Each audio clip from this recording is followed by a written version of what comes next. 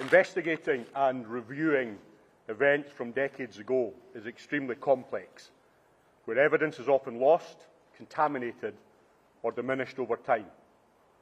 This applies in all jurisdictions and to all crimes. But to seek the truth and provide information to victims and families is harder still when the events under investigation occurred during the Troubles in Northern Ireland, where opposing perspectives are common and where achieving the trust of all communities is critical. Kenova has shown that it can be done. It requires investigative drive and a complete commitment to victims and families.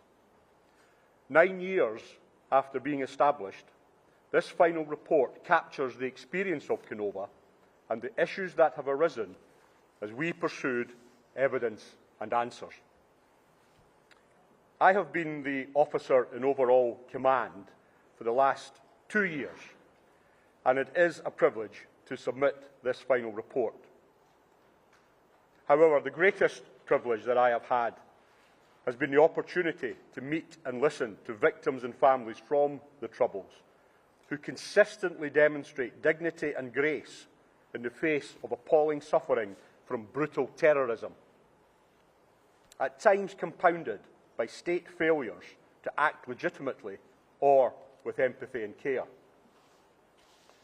Through John's leadership, Kenova has from the outset put the interests of victims and families at the heart of its approach. We learned that an outcome through the criminal justice process may in fact not always be achievable, or even what is desired. Kenova detectives prioritise listening and being responsive to questions unanswered for decades. And this morning, as we have always done, we recognise the courage and commitment of the police officers, soldiers, and other members of the security forces who sought to uphold the rule of law in Northern Ireland during the tremendously challenging times of the Troubles. Kenova benefited from the personal experiences they shared with us to help an understanding of the pressures they were under and the environment in which they were operating. The undertaking given by Kenova to issue public reports wherever possible was innovative, informing fellow citizens of what was found, even where criminal prosecutions did not result. It added time and complexity around issues of national security and individual confidentiality, but it was another key element in building trust and confidence in victims and families and across wider society, of which the publication of this report this morning is a key part. Gathering intelligence is essential to prevent terrorism, to save life, and to investigate crime. The use of informants or agents has been and will remain an important source of such intelligence. In addition, the protection of those sources is vital for their safety and to ensure individuals in the future will provide intelligence to state authorities. The policy of NCND to neither confirm nor deny is well established and an important safeguard for those who provide intelligence. Having spent my life in policing, I support NCND and know its value. Although the policy's definition and use require review, in my opinion, Kenova has no intention to undermine NCND. However, NCND must be exercised in a proportionate and necessary manner and should not be an absolute bar to providing truth and justice. It cannot be used to protect agents who commit grotesque, serious crime, leaving victims and families ignored and their demands for information and answers dismissed.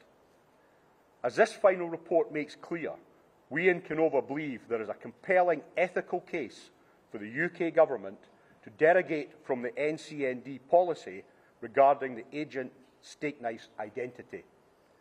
It is in the public interest that Stakeknife is named. We may have completed this report far earlier had MI5 not discovered fresh material relating to Stakeknife in the spring of 2024.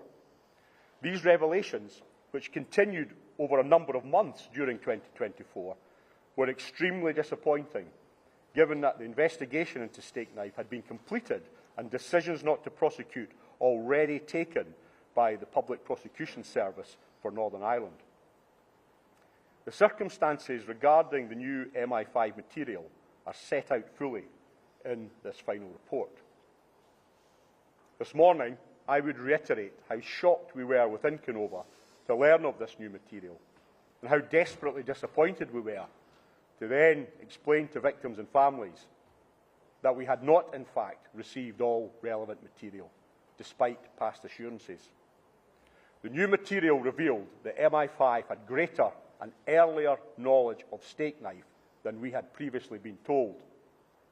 PSNI, the Public Prosecution Service, had a view that the material would not have altered prosecution decisions, although investigative opportunities were undoubtedly lost as a consequence of MI5's late disclosure of relevant material.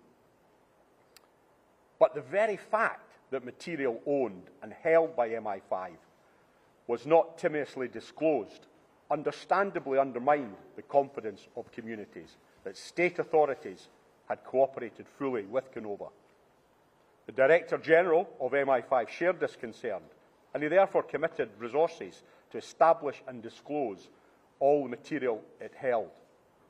But notwithstanding the Director General recognising the issue, it was a significant failure on the part of MI5.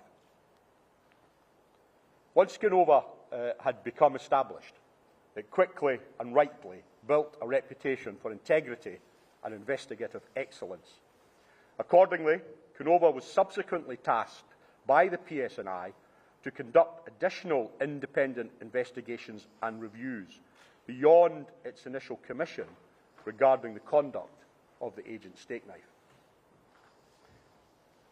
These additional elements were made up of Operation Mizzenmast, the investigation into the murder of Jean Smith Campbell in 1972, Operation Turma, the murders of Sergeant Sean Quinn and Constables Paul Hamilton and Alan McCloy, and an explosion at Kinnigo Embankment in 1982, and Operation Denton, a review into the Glenanne series. Now, summaries of these three operations also form part of this final report. Operation Denton differed from the other Kenova operations in that it was a review rather than a criminal investigation. However, in addition to reviewing previous investigations and materials, the Denton review team also looked for and discovered new information on what had become known as the Glenanne series. These were vicious sectarian murders and attacks in the 1970s, carried out against members of the Catholic community in both Northern Ireland and Ireland, a number of which involved deplorable collusion with loyalist terrorists on the part of some serving police officers and members of the military. There is no doubt that collusion took place, much of it long established publicly before Denton was actually initiated. And our findings show that it manifested itself in various corrupt ways and beyond any identifiable distinct group. The extent of involvement in sectarian attacks by some members of the security forces was shocking, but we did not see any evidence that it occurred or was directed at a political or strategic level. Across the entirety of the Kenova work, the team has worked intensely to seek answers, provide explanations, and pursue justice.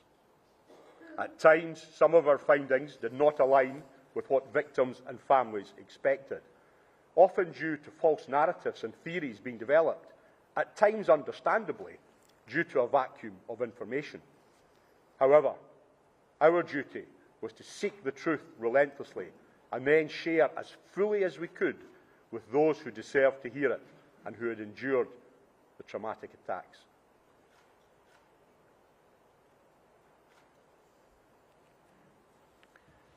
Kenova has now completed its work. What about the future? I assess that Kenova greatly influenced the joint framework from the governments of Ireland and the United Kingdom issued in September earlier this year. Both governments had been told by victims and families and groups who support them that the approach, the ethos and the experience of Kenova represented best practice. Investigations must be rigorous, independent and have access to all information. Victims and families must be central to all policies and actions. There can be no immunity for those who committed murder and serious crime. A robust disclosure regime must exist, and oversight and governance must accompany investigations and information recovery. Victim focus groups and advisory boards can be established to assist legacy work. Now, of course, the manner in which both governments give effect to the framework will be paramount, and both have made commitments to provide funding and legislative time for implementation. They have also committed to share information across borders and to ensure their respective state agencies comply with requests for information. In the UK, the government has introduced the Northern Ireland Troubles Bill, which will repeal the 2023 Legacy Act and establish a reformed Legacy Commission and a joint independent commission for information retrieval. The Northern Ireland Troubles Bill does not reflect all elements of Kenova, and ensuring investigators have access to all information must be enabled through the bill. It will therefore be critical how the bill is amended and then implemented as it goes through Parliament, including whether sufficient resources and investigative powers are allocated to the reformed Legacy Commission. Notwithstanding my comments, in my view, this new legislation and the shared approach from the UK and Irish governments should be welcomed as a foundation for progress. It is right to build on the existing structures. As for many victims and families affected by the Troubles, time is of the essence. Addressing legacy matters from the Troubles in Northern Ireland in a fair and transparent manner is vital to acknowledge the suffering of families and provide answers for what happened in the past. But it is also a vital enabler for today, to ensure the continued legitimacy of policing and other state agencies now and in the future. Before I hand back to Chief Constable Boucher, I think it appropriate to take us back to the start of Kenova, which began with a request to examine the activities of the alleged Army agent codenamed Stakeknife. Thus, for transparency and understanding, I will summarise what I see as key facts regarding Stakeknife, which Kenova has established. Stakeknife was recruited as an Army agent in the late 1970s and operated as such for over a decade into the 1990s. Throughout this period of operation, Stakeknife met his handlers on average once every 7 or 8 days. The RUC Special Branch and MI5 knew of Stakeknife's recruitment and identity from the outset and were supplied with his intelligence throughout, including reports disclosing his involvement in the abduction and interrogation of suspected agents who were then murdered by the IRA.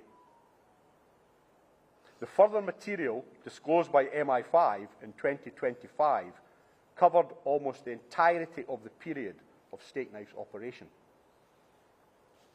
During an 18-month period at the start of his career as an agent, Stakeknife produced at least 377 intelligence reports, and a total of 3,517 intelligence reports attributed to him were ultimately recovered by Kenova.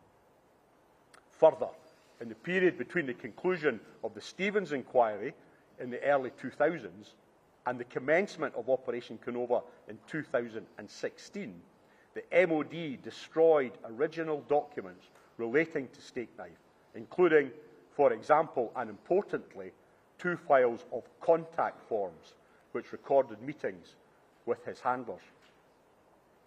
At different points, both the RUC Special Branch and MI5 offered or sought to take over the running of Stakeknife from the Army.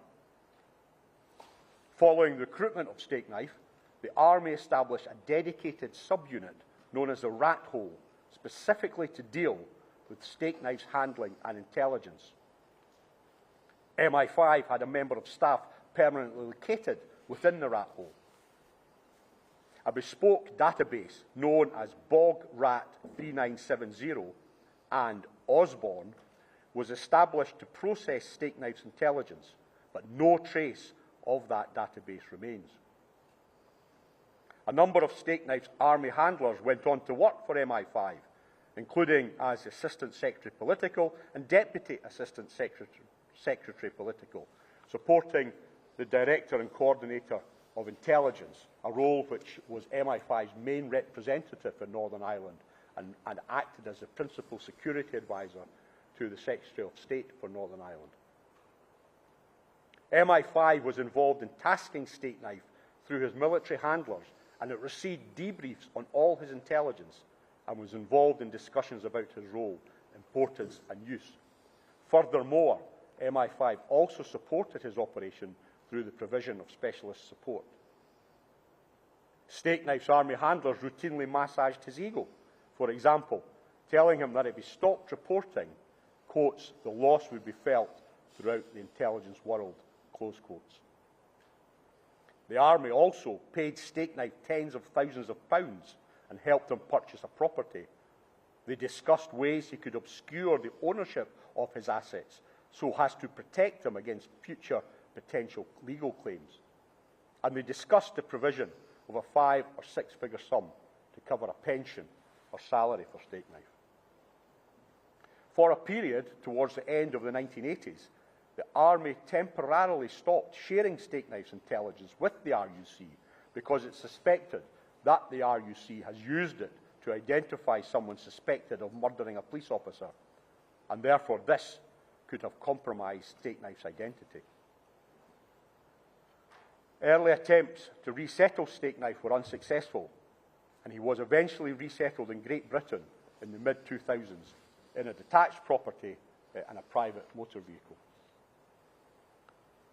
Stakeknife's army handlers flew him out of Northern Ireland on military aircraft for holidays on 2 occasions when they knew that he was wanted by the RUC for conspiracy to murder and false imprisonment. Kenova prosecution files named Stakeknife as a suspect in connection with more than 24 offences, including allegations of conspiracy to murder, conspiracy to unlawfully imprison, conspiracy to kidnap, false imprisonment, unlawful wounding, grievous bodily harm, and unlawful possession of firearms. These are key facts established by Kenova regarding the agent Stakeknife. I'll conclude by a reflection that, in my view, Kenova has made a substantial contribution to how legacy matters should be approached. In particular, its focus on victims and families must be retained in the reformed institutions and practices going forward. It is those victims and families that all of us in Kenova have sought to serve. I will now pass back to the Chief Constable, John Boucher. John. Thank you, Ian. If people can't hear me, please raise your hands. I particularly want to make sure that the victims and families in the room can hear what I'm saying. So I want to begin my remarks today by acknowledging and thanking the many legacy victims and families who've shared their experiences so openly with the team across the suite of Kenova investigations. Sadly, some of those who spoke to us have since passed away, and we will never forget them. Most of us in this room can never comprehend the trauma suffered by these families over decades. I'm humbled and will be forever grateful for everything they've done to shape, support and inspire our investigations. They deserve to know the truth of what happened to their loved ones. The Kenova reports are dedicated to them, and I hope the information we've given them has helped them in some small way deal with what happened. I'd also like to personally thank Sir Ian and everyone involved in Operation Kenova for the meticulous professional investigations that they carried out, and to thank the independent Kenova governance groups who've overseen this work. Their expertise, commitment and focus has been crucial in maintaining the victim-focused approach. I believe this approach has set the standard for how legacy investigations should be carried out through victim engagement and how they should be governed and overseen. This is a view supported by many of those who gave evidence to the Northern Ireland Affairs Committee on the government's approach to addressing the legacy of the past.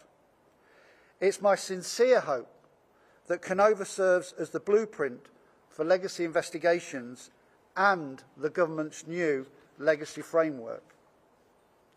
The key findings of Kenova were made public in the interim report published on the 8th of March last year.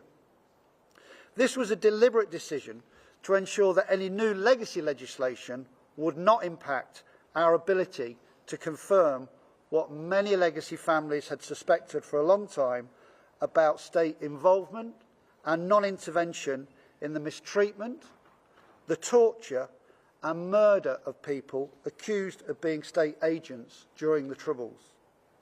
The final report summarises the Kenova investigations and addresses several issues which have arisen since publication of the interim report. The Kenova investigation shone a light on one of the darkest periods of Northern Ireland's history. Barely a generation has passed, but so much of what happened in this period is hard to imagine as we sit in today's modern Northern Ireland. The actions carried out by the IRA's Internal Security Unit against members of their own community are barely believable in their level of brutality. Their actions and those of the Republican leadership which initiated and sanctioned them were utterly abhorrent, wrong and inexcusable. The families of those accused of being state agents, women, children and the elderly, were also subjected to violence, and many have faced years of intimidation, isolation and humiliation at the hands of those who murdered their loved ones. The suffering of those families has undoubtedly been amplified by the failures of the state. The failure to protect individuals, the failure to properly investigate their murders, and latterly, the failure to provide survivors with the answers to which they are entitled. I've said before that the security forces operated under exceptionally dangerous and stressful conditions with extreme time pressures. They were sometimes presented with impossible decisions that had no right answer, because protecting one individual would simply expose another. Mistakes were made, and this was inevitable. However, a lack of regulation, oversight and leadership were critical factors. These combined with the development of a situation where intelligence and investigatory functions were seen as separate, and the security forces repeatedly withheld and failed to act on information about threats to life, abductions and murders. They did this in order to protect the identity of the agents providing the information. The Kenova investigation has demonstrated that murders that could and should have been prevented were allowed to take place, and those responsible were not brought to justice. Instead, they were left free to kill again. In the aftermath of these brutal crimes, many families were never given even the most basic information about what had happened to their loved ones. There are many reasons for this, including the dangerous operating environment at the time, which made it difficult, if not impossible, for the police to meet families. However, as families will testify, and has been demonstrated repeatedly through legacy inquiries, there was a culture within the security forces of withholding information. While security forces have a duty to protect the identity of their agents, time and time again, Kenova found evidence that source protection was treated as being more important than protecting other people's lives, the criminal justice system and the rule of law.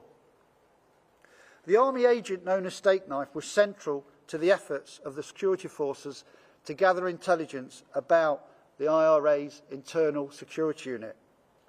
I'll repeat what I've said in the past. Stakeknife was one individual. Stakeknife was an important source of intelligence, but he was also involved in the most serious and inexcusable criminality whilst operating as an agent, including murders. Stakeknife's activity resulted in more lives being lost than were saved. Even if that had not been the case, the morality and legality of agents doing such harm as torture and murder with the knowledge and protection of the state would be unacceptable today and should have been then. Agents must act within the law. They are not immune from prosecution, and they cannot be given absolute assurances of anonymity and confidentiality regardless of what they do. Stakeknife's true identity has been the subject of public claims and legal action for years. If he'd been a police agent, I would have named him in the knowledge that this would not have put anyone at risk of harm or affected the recruitment and retention of agents in support of contemporary policing. However, because Stakeknife was an army agent, the government has the final say when it comes to his identification. It's therefore incredibly disappointing that despite repeated requests from Syrian, the government has refused to authorise the Kenova final report to identify Stakeknife. The government's position is that naming him would breach its neither confirm nor deny NCND policy in connection with the identification of state agents. I completely agree that agents need to be protected by a cloak of anonymity and enhanced secrecy. Otherwise, they will not come forward. But this cannot amount to immunity or a right to act with impunity. Society and the courts will rightfully support the NCND approach based on the very reasonable assumption that agents and the security agencies act properly and within the rule of law. However, when this is not the case, as with Stakeknife, NCND can cease to serve the public interest and become the enemy of accountability and justice. In such situations, it must be put to one side. It is ironic that those arguing most strongly for NCND and against the identification of Stakeknife, the security agencies, so abjectly failed to protect so many of their own agents from him, despite the risks they were running on behalf of those agencies. They simply allow people to be harmed and killed to protect his identity. The NCND policy has always allowed for exceptions, whereby the agent status can be confirmed or denied if circumstances demand. The final Kenova report highlights such examples relating to Northern Ireland, and none of them had any adverse impact on the recruitment or retention of agents, the supply of secret intelligence, or national security. No statement about the identity of Stakeknife can be made without reference to Freddie Scappaticci. He is publicly alleged to have been a senior member of the IRA Internal Security Unit and to have been Stakeknife. To directly quote a solicitor for the Kenova families who spoke to the BBC in 2024, the dogs in the street know that Fred Scappaticci is the agent Stakeknife. Scappaticci remained a critical person of interest at the heart of Operation Kenova, and strong evidence was found implicating him in serious criminality. He was arrested, interviewed under caution, and files on him were submitted to the Director of Public Prosecutions for Northern Ireland. In 2018, he was convicted in England for possession of extreme pornography. In March 2023, before any prosecution decisions were announced, Scappaticci died aged 77. He was never charged with or convicted of any Troubles-related offences and always denied any wrongdoing or involvement with the security forces. On the 13th of April of 2023, the Public Prosecutions Service of Northern Ireland announced a no decision outcome on 10 out of 28 Operation Kenova files following the death earlier that year of the only suspect named within them.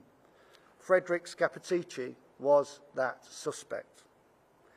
He was the person referred to in this final report as being reported for perjury offences. The perjury matter is set out in the interim report. On the 28th of July this year, the High Court in London ordered that Scappaticci's will be sealed under Section 124 of the Senior Courts Act of 1981. As I understand it, this was the first time such an order has been made in connection with the will of someone who was not a member of the royal family. The person making the application used a pseudonym and claimed their life would be at risk if public inspection of the will was allowed. I cannot comment on the evidence put before the judge, but can say that I'm not aware of any information to suggest that public inspection of Mr Scappaticci's will would put anyone at risk. As already mentioned, the government's refusal to allow Kenova to confirm whether or not Scappaticci was Stakeknife means that this final report cannot go into public detail about the crimes it investigated. When I was in charge of Kenova, I was often asked, why can't you report on what Stakeknife did, but without naming him? Unfortunately, any attempt to do this would face government security objections. The IRA's internal security unit was not large, and a lot is publicly known about the activities and the movements of Scappaticci.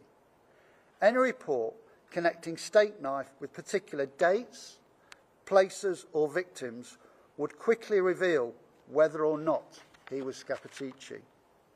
As a result, the truth is still being unnecessarily suppressed decades after the events in question, and this is having a profound and severe adverse impact on victims and families, legitimate public discussion and debate, media freedom, open justice and public confidence in state agencies and the criminal justice system. The ongoing secrecy is also fuelling further grievance, conspiracy theories and the suffering of his victims and their families. Furthermore, it also allows the government to hide behind the shield of NCND, refrain from comment and avoid accountability. This extends not only to the operation and resettlement of Stakeknife, but also to the fallout from the public allegations that he was Scappaticci.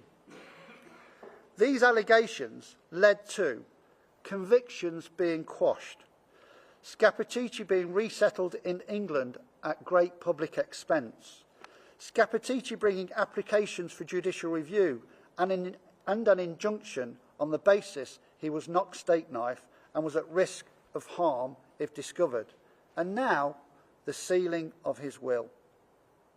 None of these matters can be subject to proper public scrutiny and understanding while the identity of Stakeknife remains unconfirmed. I question whether this decision protects agents, or rather, does it actually protect the government and intelligence agencies from accountability for historical wrongdoing. By way of example, Scappaticci's judicial review challenging the government's refusal to deny that he was Stakeknife, which was at the heart of the perjury allegations against him, led to a judgment which is routinely relied on in support of the NCND policy.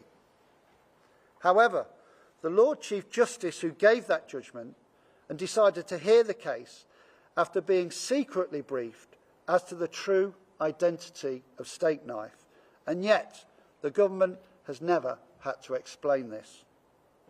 Kenova's position, which I strongly share, is that the circumstances of this case are exceptional and the identity of Stakeknife should be officially confirmed so that the truth as to all these matters can be laid to bear and properly scrutinised. I believe the government's refusal to allow this is untenable and bordering on farce. And as someone who's worked in this space for more than 3 decades, I do not accept that a departure from NCND would impact, let alone damage national security. Indeed, the contrary would occur.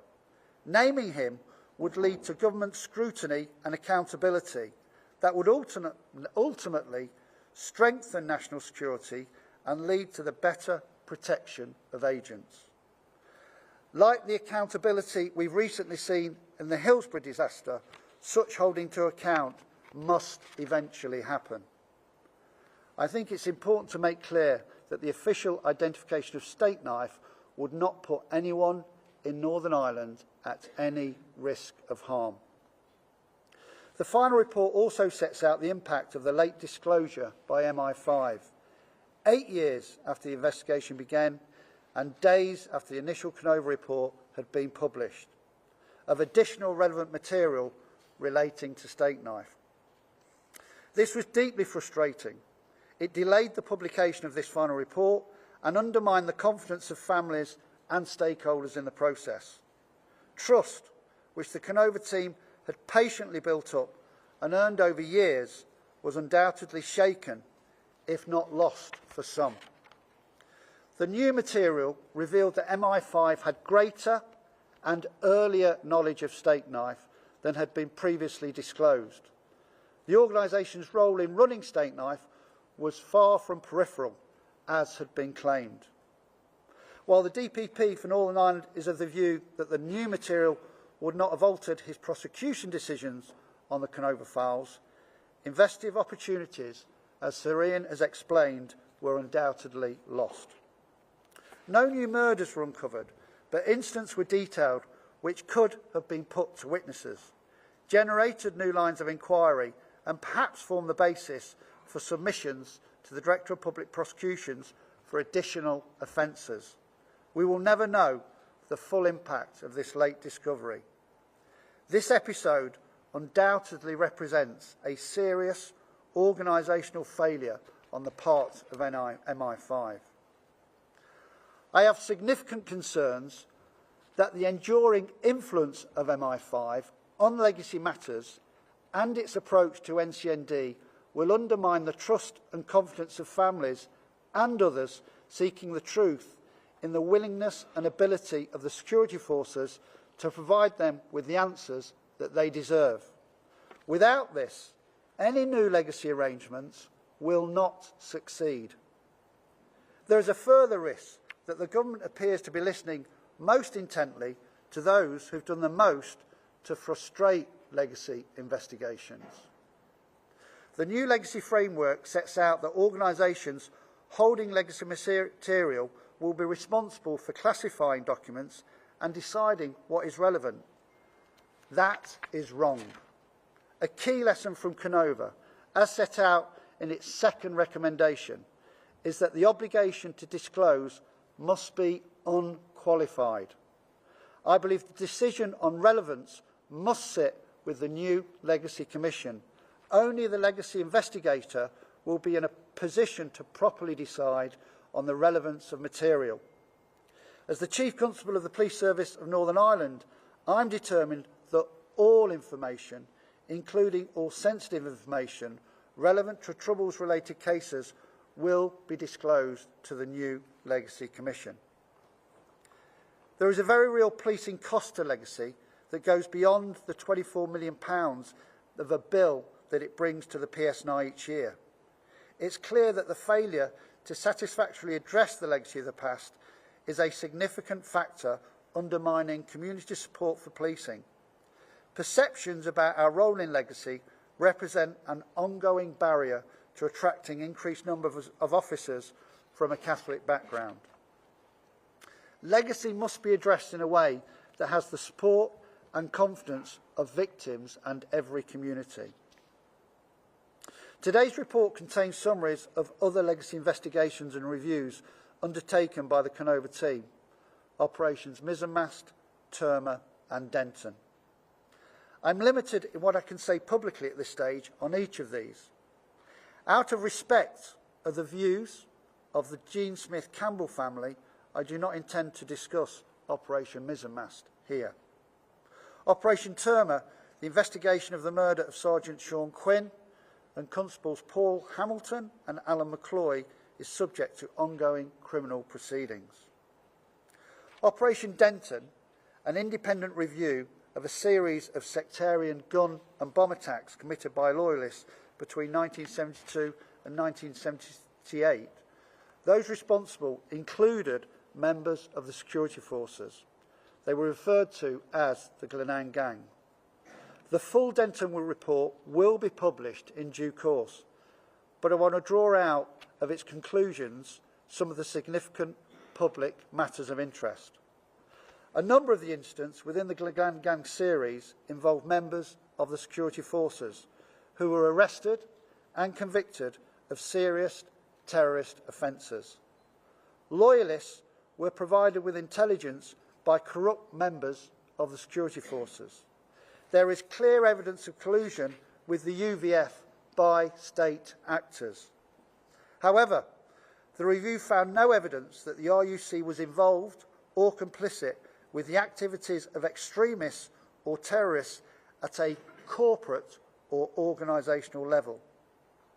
In a number of cases, information about the involvement of prominent loyalists was not acted upon.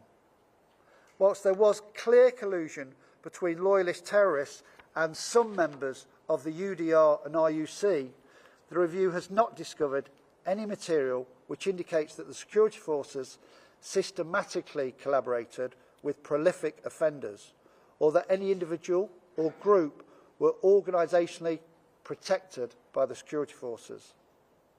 Denton did not find evidence of high-level state collusion or an intent on the part of the leadership of the British Army or the UK government to collaborate with loyalist paramilitaries. In addition, no material has been discovered which evidences or implies a deliberate strategy on behalf of the security forces or the UK government to either not pursue or actively support the activities of loyalist terrorists. The 1974 Dublin and Monaghan bombings were some of the most shocking incidents during the period of the Troubles, killing 33 innocent civilians. During the course of the review work carried out by Operation Denton into these bombings, strong views were expressed alleging collusion on the part of the British state. The review team has therefore been particularly rigorous in seeking evidence of collusion relating to these attacks. This is a matter of legitimate public interest, and it's therefore important the Operation Denton findings are clear. These were: the UVF in Belfast and Mid-Ulster was responsible for the 1974 Dublin and Monaghan bombings. The UVF independently possessed the necessary materials, knowledge and expertise to mount these attacks without any support from the security forces. There was no specific intelligence which, if acted upon, could have prevented the bombings. In the aftermath of the attacks, the RUC and Army were in possession of intelligence which identified a number of those believed to have been involved in the attacks. No new information has been discovered by Operation Denton which would confirm or contradict a view that the Glenanne farm played a role in the attacks. The review has not identified any evidence or intelligence which would indicate that British security forces colluded with the UVF to carry out these attacks, nor has any evidence of state collusion been identified. In concluding, and thank you for your patience, the final Kenova report outlines the challenges of conducting legacy investigations, but demonstrates that no matter how difficult they can be, it is possible to find the truth of what happened for many victims and their families.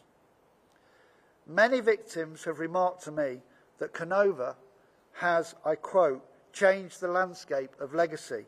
And also, and I quote, it's changed the weather regarding the disclosure of information. We still have more to do.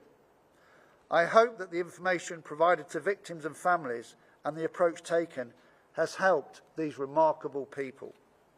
I also hope, alongside a new impetus to address legacy on both sides of the border, this report will encourage everyone involved to redouble their efforts to find a joint solution to this troubled past.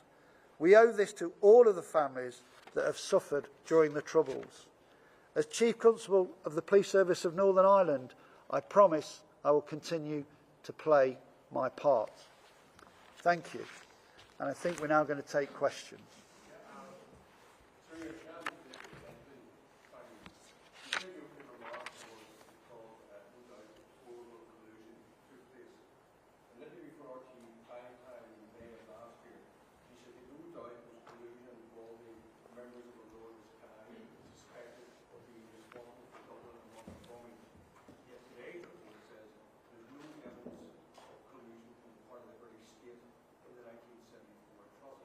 Some might see those statements as contradictory, but have you changed or refined your view of collusion?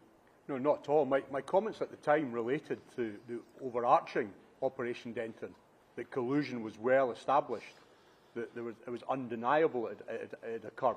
Some of it was already on public record. My comments were not specific at that time to the Dublin and Monaghan bombings, and as John has outlined, through very, very rigorous investigation and review, and indeed obtaining a lot of material and assistance from a number of the pressure groups and organisations who have demanded answers, we have actually determined that it was the Belfast UVF, as been outlined. So my comments at the time related to Denton as a whole and the work that we were carrying out, and what I said then and what I've said this morning are entirely consistent.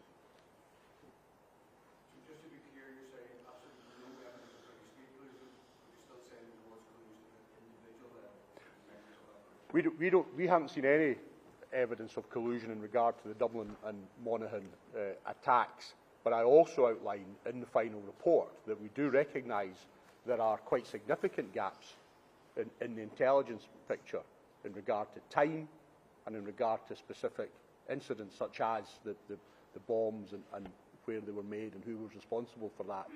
So at all times we report on what we've found, but also at times we say we haven't been able to find answers. We are being crystal clear on that.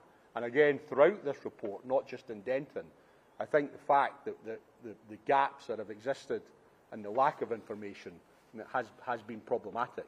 But in regard to what we've seen, we haven't seen any state collusion in regard to the attacks in Dublin and Monaghan. And again, we've told the families who've suffered from that, we've spent time with them, and we've explained our findings in some detail. You will appreciate that we are still subject to an ongoing and live judicial review in regard to Operation Denton. So unfortunately, I am limited in terms of some of the specifics that I'd be able to share this morning, but I can absolutely clarify that.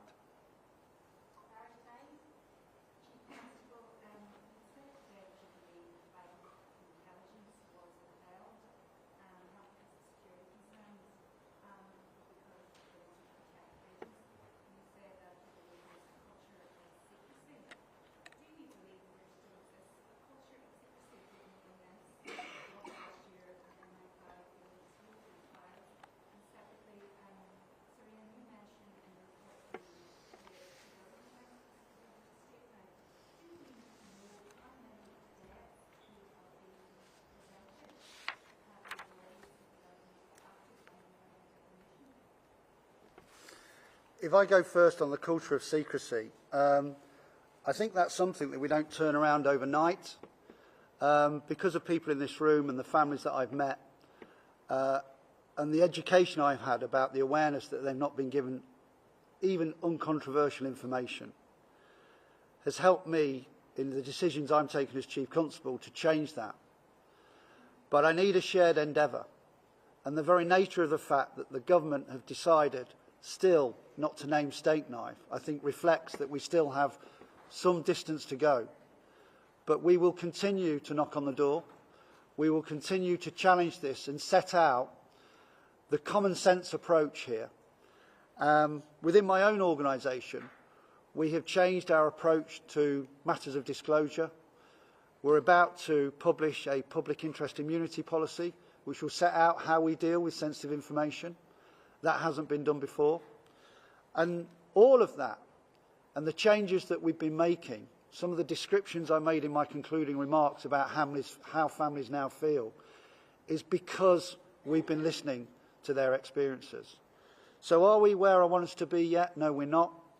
Do we have proper funding and mechanisms to deal with legacy through the coronial process around disclosure in a timely way, the civil process for legacy cases in a timely way? No, we do not. But we are making strides to change that. Thanks. You can see in the final report that we felt, Kenova felt, that there was certainly a statable evidential case in regard to Stakeknife's activity for a number of murders, double figures. The contrary view, often presented by some, is that Stakeknife also saved a number of people. Very, very difficult to assess what interventions, if any, or what information provided by Stakeknife actually had some impact on saving lives. And we have focused on evidence. We've actually focused on what we feel can be established. Now, we recognise, and we've included that in the final report, that it's entirely a matter for the DPP and the PSNI to take a view on the evidential threshold for prosecution. Our role is to provide as much information and evidence as we can, and we felt that we had reported good cases, but clearly the prosecutorial perspective on that was different, and they are utterly entitled and rightly so to have that independent view.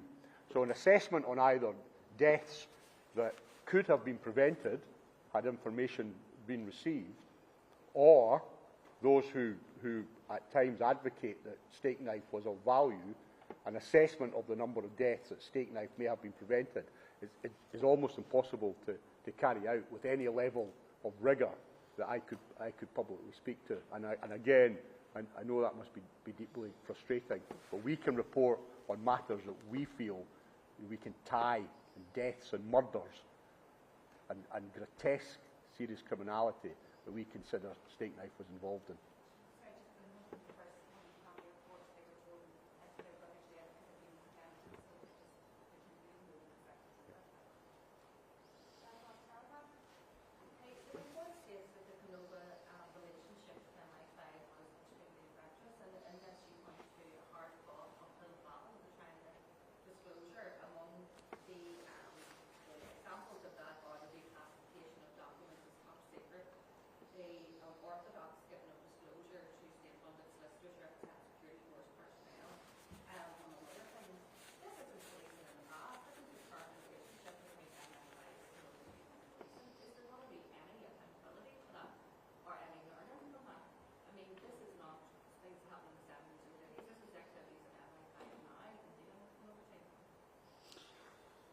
I'll take that, Alison, first, if I may. So, listen, what we've done in this report is set out publicly the experience of the Kenova team.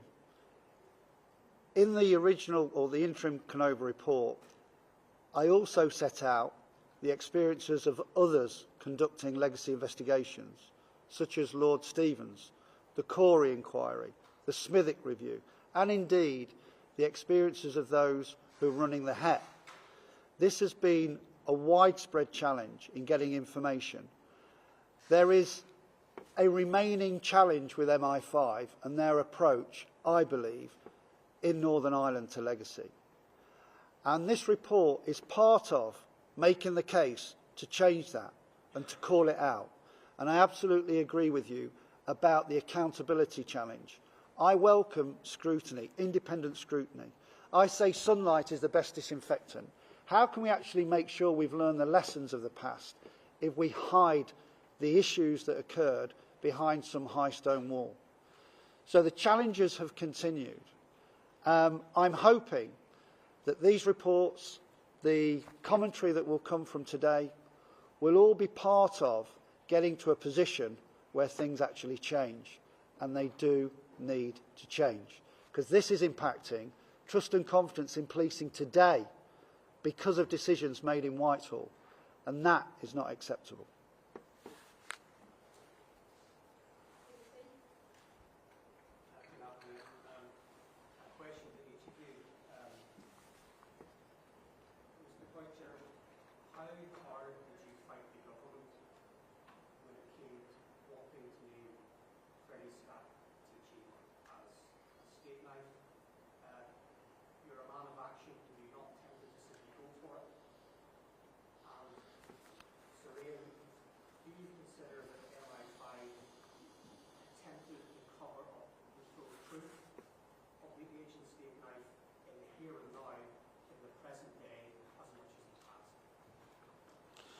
So, from the very beginning, almost the very beginning of this, I've made it very clear to officials, all of the security agencies, and secretaries of state, that there's an inevitable trajectory that Stakeknife is going to have to be named for the purposes of public confidence and also the accountability of what the individual's been involved in.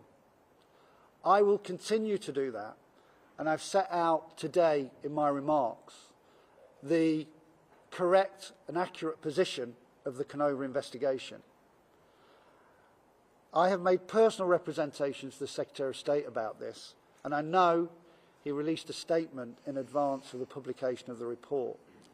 And there is an intention to wait for the Thompson judgment, which effectively many interpret as setting me against the UK government around gisting, which has given limited information to families about why inquests couldn't continue.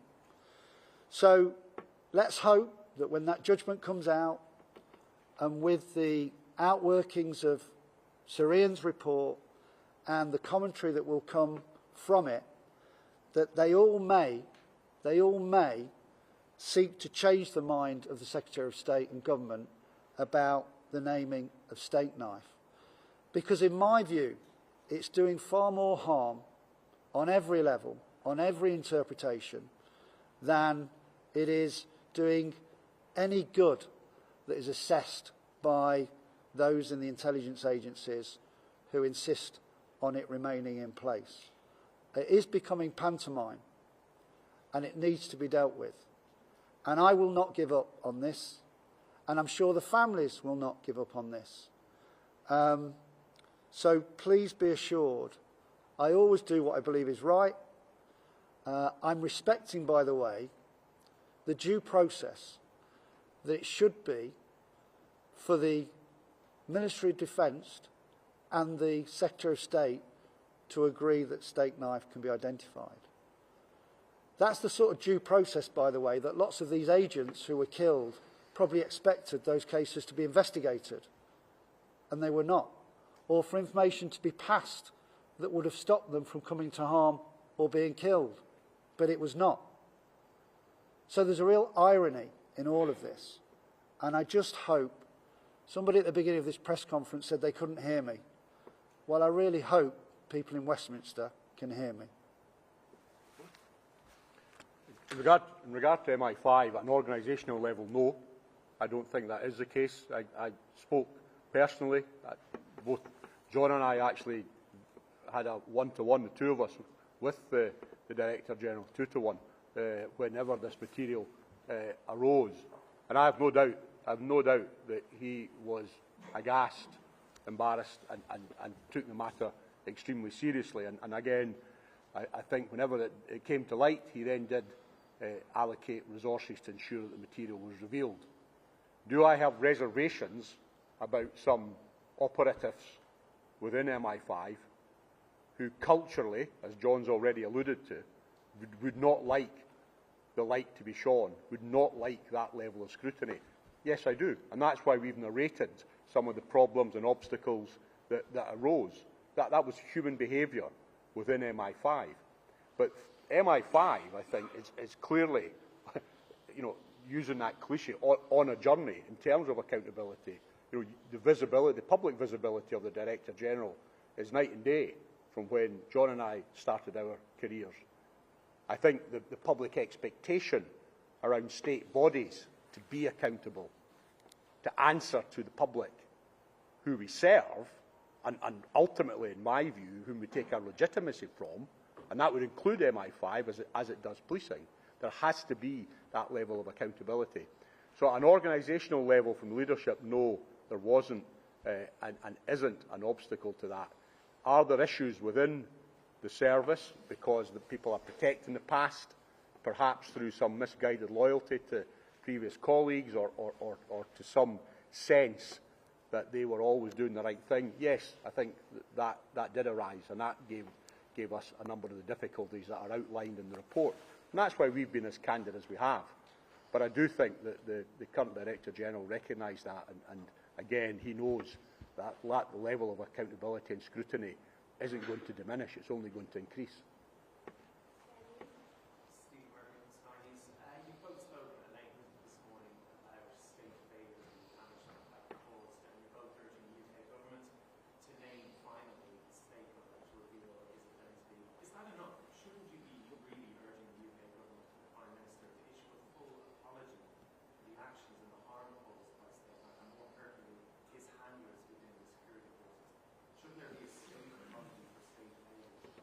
Well, can I just say, and then I'm sure John will add to this, yes, and that was one of the recommendations in the interim report.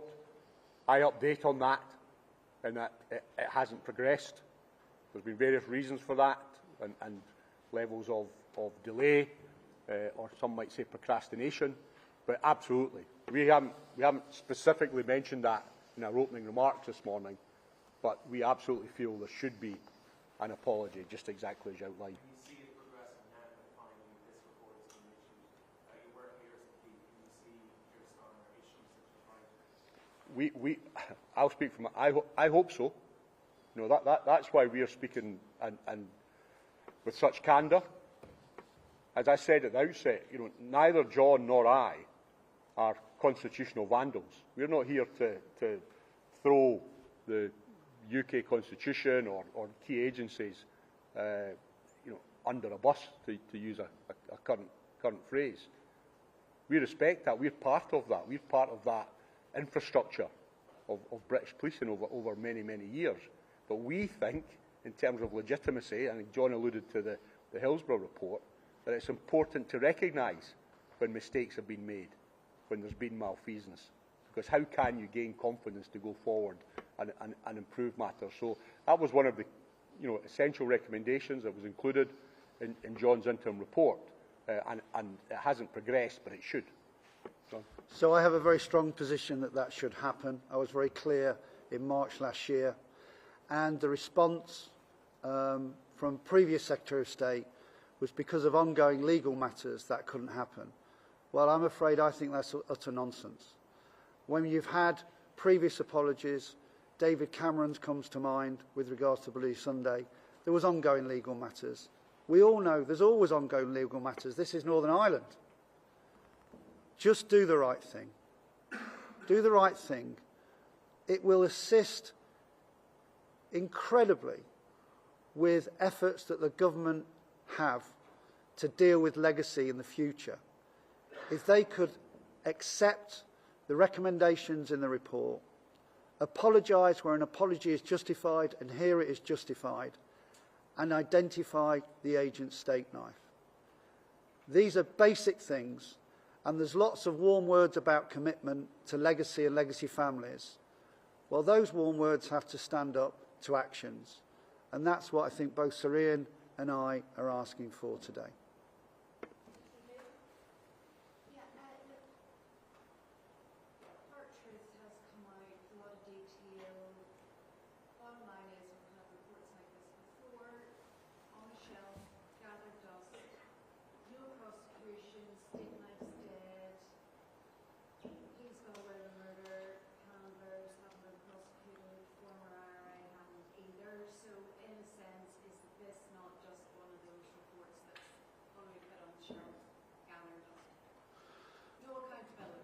Yeah, if I can go first, then I'll hand to Sir Ian. So I don't accept that at all. I think the response to the interim report last year, the fact that you're all here today, the pushing that we're doing to change the weather on legacy and how things are dealt with, the responses I get almost every day from victims and families, because we've come to know what they went through and endured and given them information that they've never had.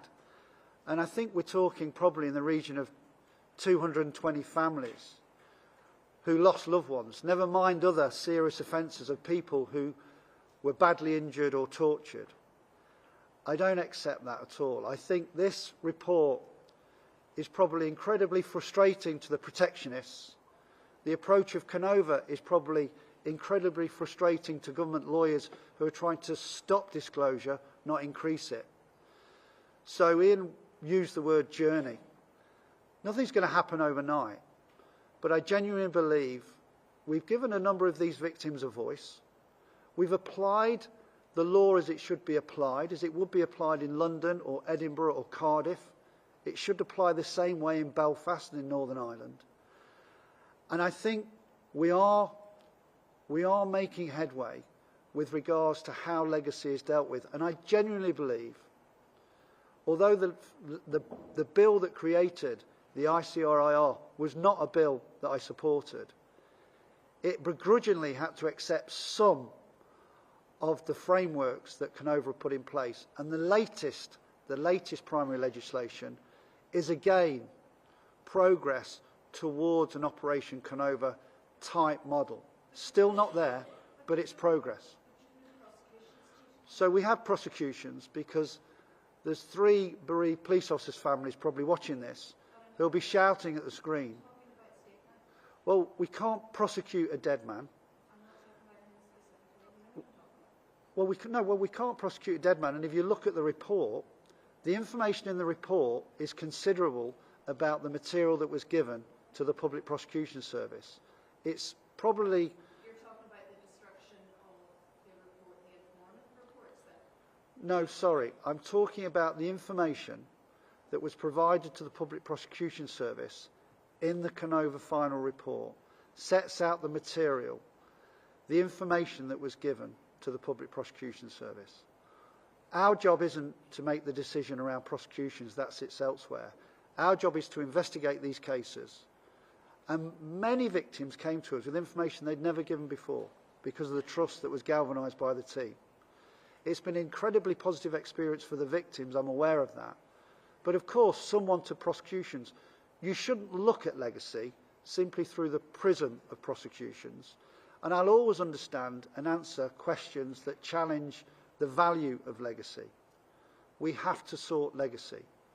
And I think Kenova will be seen as a milestone in the journey to doing that. I genuinely do. And I think the victims would probably agree with me. There's many, in terms of Denton, there's many bereaved families here today affected by much of what was examined, but perhaps today is not the day they'd hoped for. It might be quite the moment of truth that they wished for, because this is a review. What would you say to those families to reassure them that the full and final report will be published? I accept your comments as entirely legitimate concerns about where we are. And I mentioned it earlier, there is a live and current judicial review before the court in Northern Ireland at the moment. There was a hearing yesterday that was looking for some interim order to prevent us publishing this final report today. Thankfully, that application for interim relief wasn't granted, but the judicial review continues on the detail that we have established. Now that's a detail that takes 98 specific instances, covers 127 murders and deaths. It's a massively detailed report, and within that, again, because of the spirit of candour that we want to bring, we have included and we've named individuals in part of our review. The challenge to us is that we now need to make sure that their due process is followed, in terms of the opportunity for representation, that we are not doing anything in the face of a court determination, and that work will continue. But again, I would, as John said, you know, we are asking as the team, and we're yet again asking for patience and tolerance from the families, because we have to follow due process, and as we know, that was due process that they've never had over the years. But we need to follow it. It is still our intention within Kenova and Denton, and I know, John and I speak daily. I know that John's really determined that we publish the Denton report as fully as we can, and we will do that once we discharge these various legal issues. But I accept and I understand the frustration, but I'm thankful that at least we've been able to put those thematic findings into the public domain today, and we are very, very determined to make sure we can add detail to that sometime in the new year.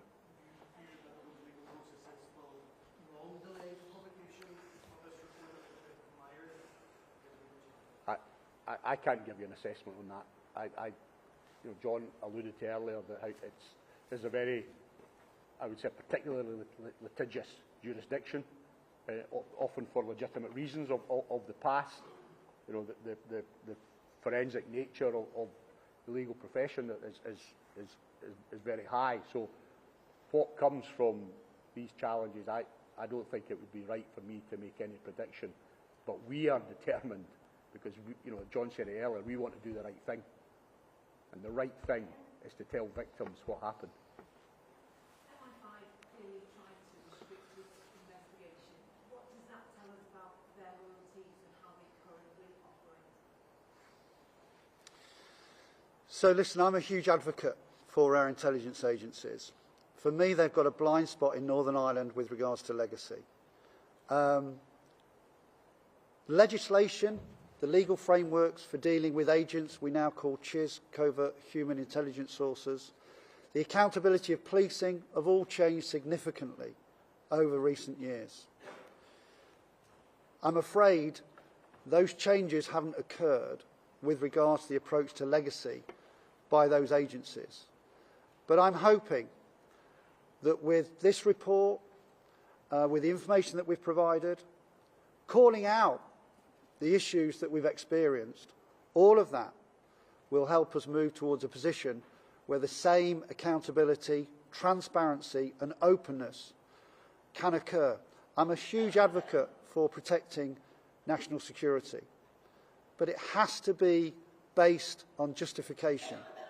And much of what I've seen as to reasons as to why information was not being disclosed or shared was not justified. So I'm hoping we are on that journey that was described originally by Ian, and that, again, today will help move the dial forward around that type of openness that we really need for Northern Ireland to move forward on legacy issues.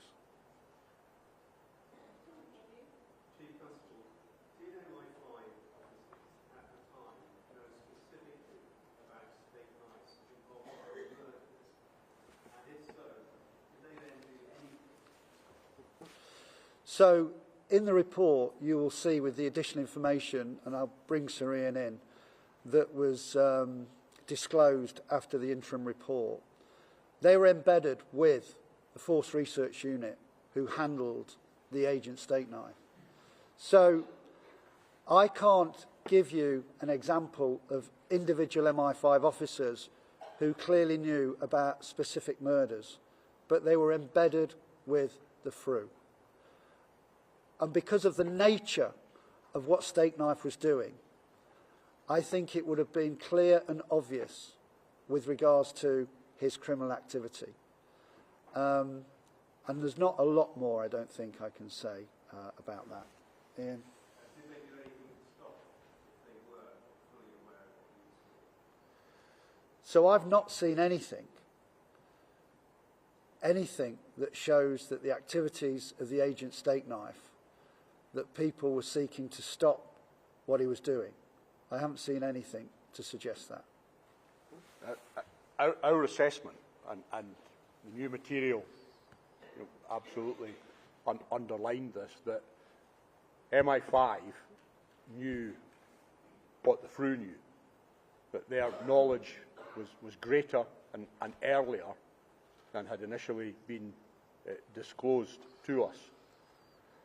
We also haven't seen anything, and it's again it's referenced in the final report. I know it's a lengthy document. We haven't seen anything that at any time any operative decided they would escalate a concern or raise such a concern as you described. That's not to say it didn't happen, but we didn't see it. On that then, do you have anything that MI5 have learned lessons at all from the failures?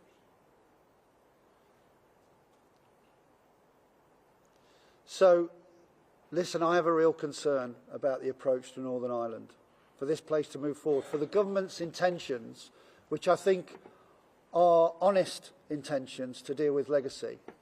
The government have got to stand up to MI5 and change the approach to disclosure, whilst accepting where there are proper and justifiable reasons to not disclose information. We, of course, abide by that. But this totemic, blanket approach to not revealing information, to not identifying the agent Stakeknife with all of the background and circumstances over many, many years, is not helping the government's position on legacy, and it's still indicative that MI5 are not in a place where I think the rest of us in the security forces have come to because of the accountability that we now face. And I do think that the revelation of this new material knocked MI5 back. So, I think I'm supposing that half empty, half full. There is a sense that they realise that there needs to be a process for revealing material. A lot of their material was poorly archived. A lot of it wasn't in the place it should have been. Again, it seems specifically around about material regarding Northern Ireland. But I do think that when this new material came to light, that that was a potential significant event for that change. But the cultural issues, they're an organisation that deals in secrets. So I think to make those changes won't be overnight. But I do think there was a recognition at the highest level of the MI5 that the processes and what occurred shouldn't and couldn't happen again.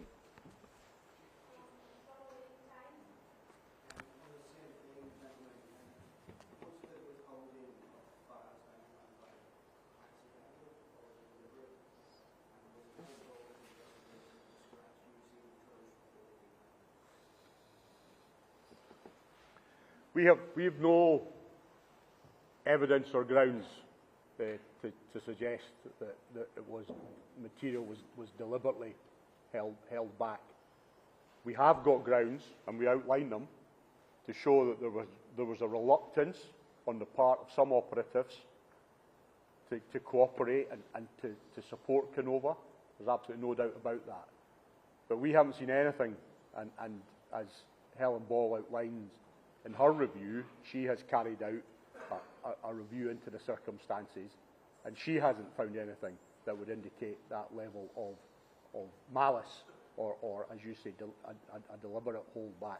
There was reluctance, and then there was a series of poor record keeping and other matters that related to that. So I cannot sit here today and say that we feel, or I feel, that the material was deliberately held back.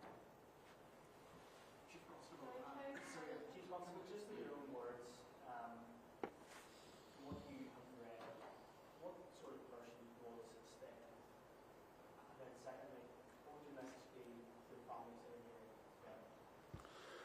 Well, I think Stakeknife was a product of the Troubles, which were a wickedly complex time. I think his primary focus was himself and nobody else. and I mean nobody else, to understand the man, you have to investigate him thoroughly, and I think that has shown us that he exploited everybody around him. And for the families here today, I hope in my remarks and Sir Ian's remarks, we've emphasised and underlined that we are here providing this information because of them. They're the ones that have had the courage, the humility, the dignity to make sure that they kept pursuing the truth in a way that deserves huge accolades from everybody. And what we have done is try to apply an independent investigation, recognising the incredibly difficult challenge that the security forces faced, confronted by terrorists on both sides.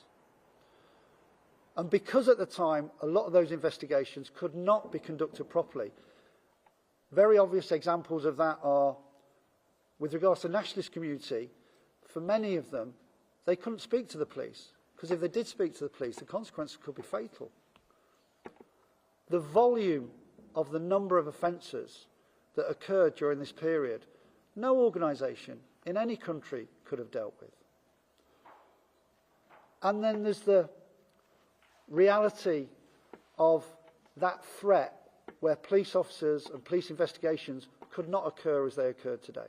So we've then come along, because of the lobbying by families that have led to this investigation, and we have applied everything with regards to modern investigative techniques to find out the information of what happened.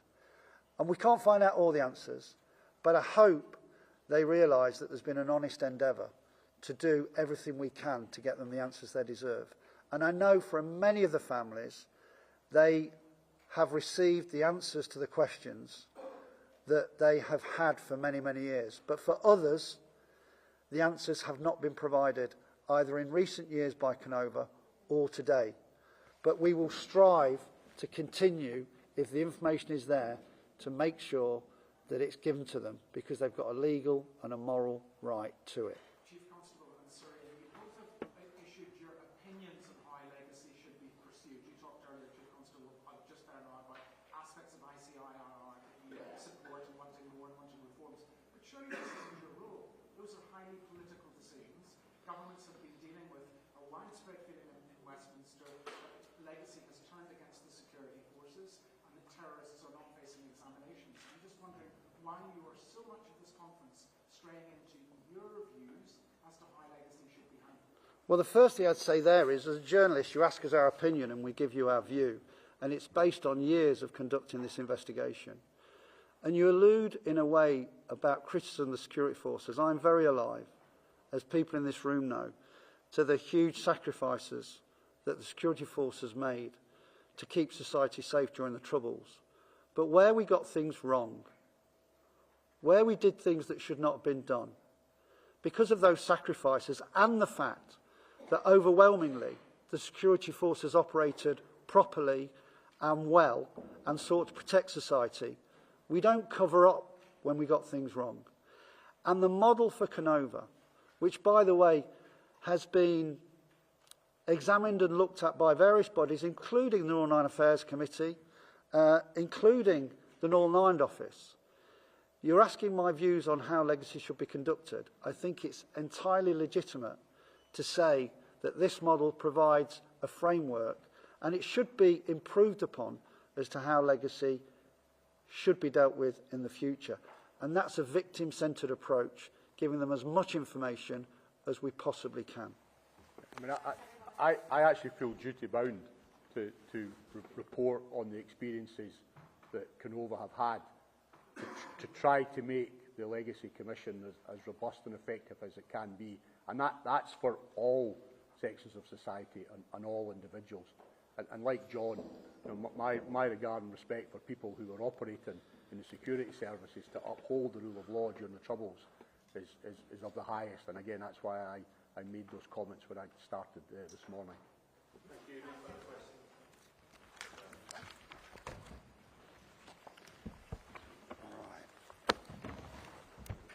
Ready?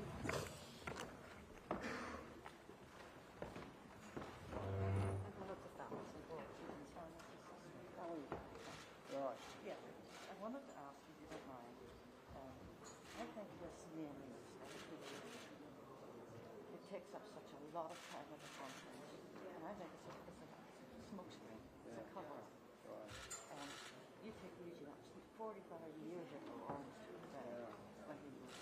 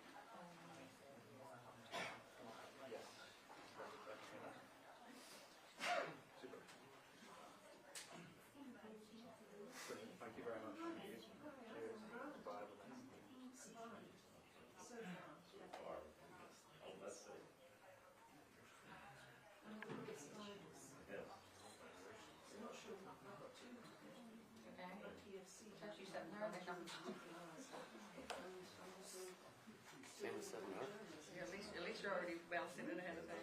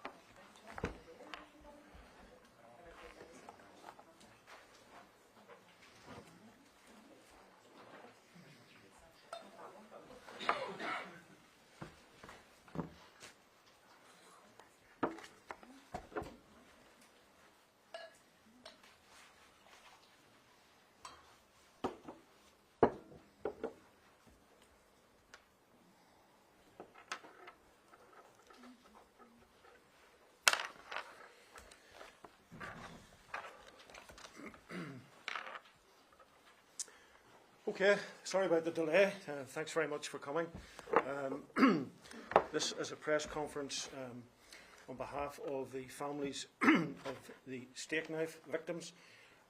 We represent over 22 families and other victims and survivors of what we would call the Stakeknife project.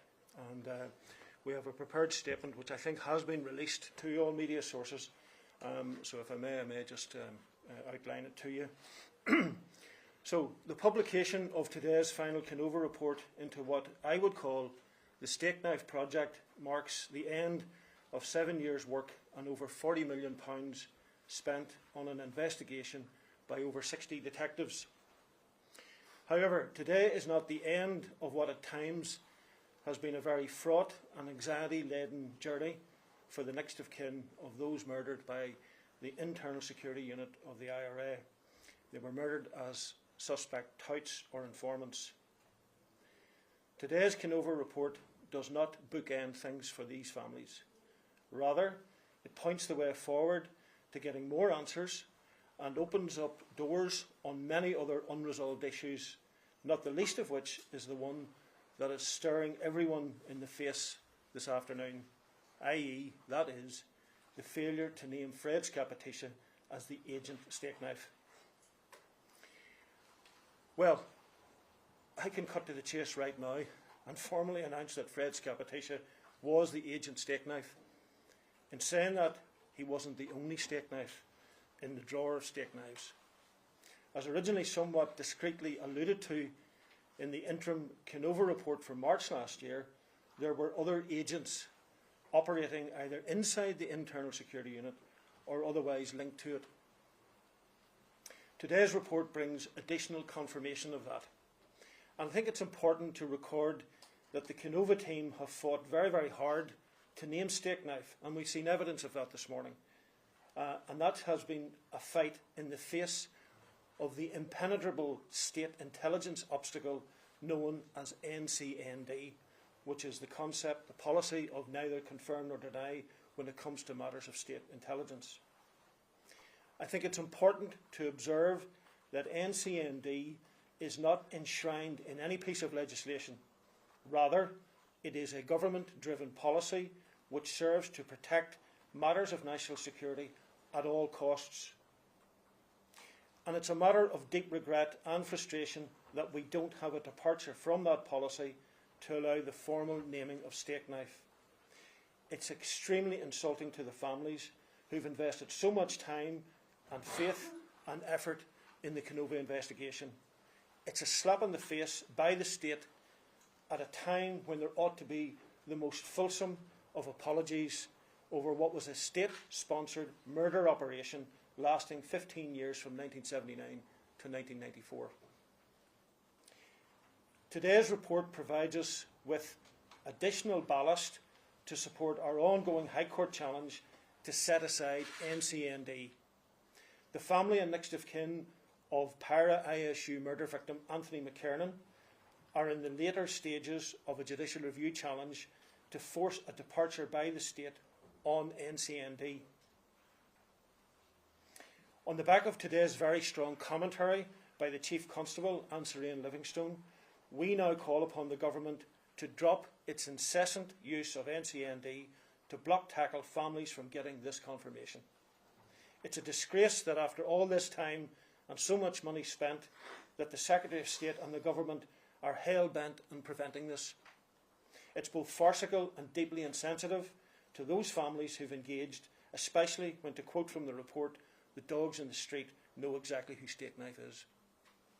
Equally reprehensible is the ban on releasing details of Fred Scappatis's probate and will details. That's to be kept secret for 70 years. It's nothing short of insulting to the families. NCND has been used on an industrial scale as a bulwark to prevent the truth about the role of state complicity in murder, and it's to keep prying eyes away from its toxic role in murder conspiracies. And one has to ask, at what stage will there ever be anything approaching meaningful accountability? At the end of the day, Fred Scappatisha is dead, and so is his wife. Any residual Article 2 right to life issues is very much moot and completely redundant. He needs called out now as Stakeknife. If I may talk briefly about the role of MI5 arising from today's report. At paragraph 12.5, I think, in the report, we learn that an MI5 operative broke into a locker belonging to 2 Kenova personnel in Thames House. What does that say about the integrity of the process? It harks back to the fires started at the offices of the Stevens Inquiry when in the 1990s Sir John Stevens and his team started investigating loyalist state collusion into the killing of Pat Finucane and many others. Equally underwhelming is the stark statistic that despite a lorry load of evidence and the submission of many files, there have been no prosecutions whatsoever after all this time. It beggars belief that we don't have anyone in the dock in a criminal court. This failure has to rank right up there with the failure to name Stakeknife. Irrespective of the failure to prosecute or not, I think it is important to put on record at this point that Kenova remains a vital piece of investigative work that ought to stand the test of time. But it's extremely frustrating that after all this time, we don't have one single prosecution of anyone. The feedback received from most families is directed mostly at the failure to charge handlers and other security force personnel with anything. Many next of kin know exactly who pulled triggers and who took people away to be interrogated and executed. What they really wanted to see was the handlers and overseers of state-sponsored murder in the dock, That hasn't happened. However, we shouldn't judge Kenova's legacy through the prism of a failure to prosecute anyone. PPS failures on directions to prosecute shouldn't be determinative as to whether or not Kenova is deemed a success or a failure. I think it's important to note that both the interim report and today's final Kenova report will provide much needed support for further judicial intrusion and oversight into all PPS decision making to date. The family of Anthony Braniff, who I'm very pleased to see are here today, are challenging the failure of the PPS to prosecute state agencies over health and safety regulations on the handling and oversight of intelligence and intelligence assets. And a judgment is expected very soon, which hopefully will change the narrow prosecution decision-making processes which only serve to make it more difficult to prosecute. Today's report will help their fight. We're also challenging the PPS over the failure to issue a public statement on the decision on not prosecuting a separate agent in a high-profile murder from the late 1980s. This separate agent, other than Fred Scappatiscia, made admissions to security force personnel about his involvement in that murder, yet he's not prosecuted, nor is there a public statement from the PPS about it, and one wonders why and why that is the case. Again, it's significant that we're not talking about Fred Scappatiscia here. The evolving dividend of Kenova is that it serves to provide clues if you look hard enough and know where to look. We've been able to join the dots and work out the existence of another high-profile agent. It will come as little comfort to families this morning to learn that this agent is alive and well, living in England, protected and paid for at taxpayers' expense. I seriously considered naming him this morning, and if nothing else, to serve as an antidote to the state intelligence clampdown that we've seen this morning, articulated so clearly. But the need for compliance with professional and other legal obligations on my part has served to stop me doing that. Rather, we leave it to the courts to adjudicate. But it was a close-run decision for me. The need for recourse to the courts underpins the level of frustration and highlights the recurring problem of the state failing to be proactive and transparent. Instead, it purports to be reactive and opaque on everything intelligence related. A further case is that of Thomas Emmanuel Wilson, whose son is sitting beside me here today. He was murdered in 1987, and the failure to issue proper reasons for not prosecuting Fred Scappatiscia and security force personnel on charges of perjury back in 2006 forms the centrepiece of Paul's family's case. New revelations by the journalist John Ware, which turned a hitherto previously settled narrative on perjury on this issue, have been turned upside down by his investigative work. Yet to get traction, we need to litigate, and it shouldn't have to be like that. Families ought to be able to have access to the information on the back of this report and not have to traipse off to the courts yet again, like so many other families in other conflict-related sectors.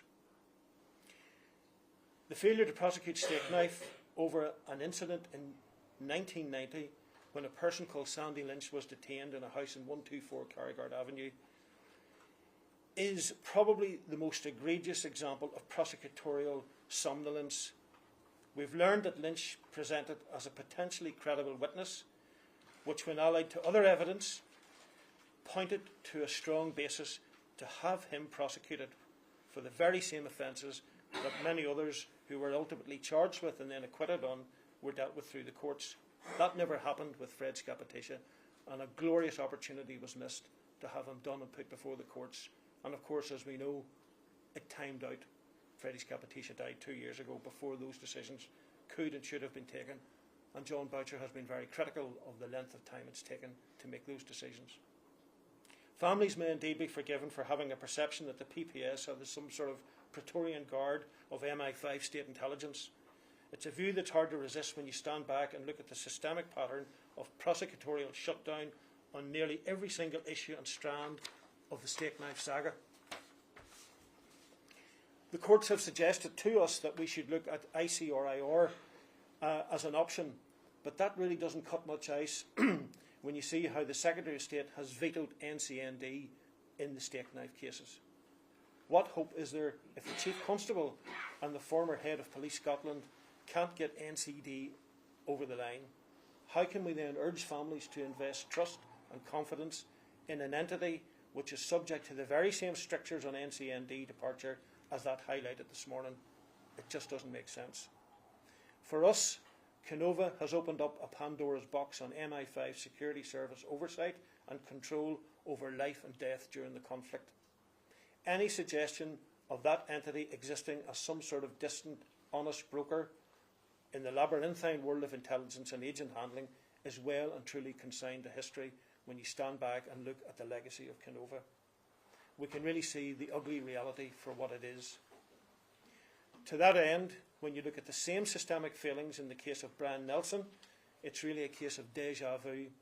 The same mantra where between the two sets of investigations over many years, we still end up with no prosecutions is a hard statistic to absorb. However, there's one major difference.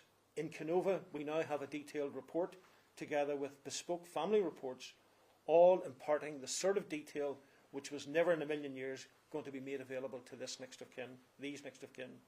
Such revelations are in stark contrast to the paucity of information given to the many victims' families of state-sponsored UDA Brian Nelson killings spanning a similar era in the conflict. The Chief Constable is on record making it clear that Stevens 3 needs to be published because much of the suppressed investigative product in that is of broadly similar nature to that which we've learned about last March and again today. There's absolutely no rhyme or reason why Stevens 3 so-called secrets can't be released into the public domain in a manner similar to that which we've learned this morning and back in March. Frustratingly, in the continued delay in departing from NCND, we have no alternative but to resort yet again to the courts. An important outworking of Kenova has seen its work point to the sheer extent of state complicity in a collusive murder across other sectors and eras of the conflict. We need to guard against any disproportionate focus on para-ISU to the exclusion of so many other state killings.